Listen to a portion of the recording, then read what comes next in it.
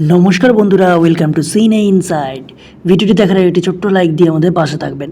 অনুরাগের ছোঁয়া ধারাবাহিকে আজকের পর্বে দেখবেন সোনা ঘুমিয়ে থাকলে সেই সময় রুডির আত্মা আসে সোনাকে ভয় দেখায়।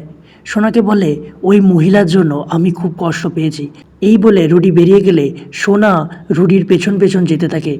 সেই সময় কুন্তলা এসে বলে, রুডির আত্মা আমার কাছেও আসে এবং এসে তার কষ্টের কথা জানিয়েছে। দীপা সেনগুপ্তকে এই বাড়িতে কিছুতেই ফিরিয়ে আনা যাবে না। পরের দিন সোনা দীপার সমস্ত জিনিস পুড়িয়ে দিতে গেলে সূর্য বলে, এটা কি করছো? তুমি দীপা ম্যাডামের সব জিনিস পুড়িয়ে দিচ্ছ কেন? সোনা বলে, কারণ ও আমার রুডিকে খুন করেছে। উর্মি বলে, দাদাই, ওই মহিলা খুব সাংঘাতিক, প্রেজেন্টেশন নিয়ে এসে রুডিকে খুন করেছিল। সেই সময় দীপা এলে সূর্য বলে, আপনি এখান থেকে চলে যান। দীপা কোনো মতে সূর্যকে শান্ত করে ঘরে নিয়ে যায়। এরপর প্রবীরবাবু দীপাকে অবিনাশকে নিয়ে প্রশ্ন করে। দীপা সত্যিটা বলতে গেলে সোনা এসে আবারও কথা শোনায়। অনুজা বলে, দীপা, তুমি আবারও এসেছো এখানে সুন্দর পরিবেশটাকে নষ্ট করার জন্য? দীপা অনুজাকেও কথা শোনায়। উর্মি বলে, বড়দেরকেও এখন অপমান করছিস?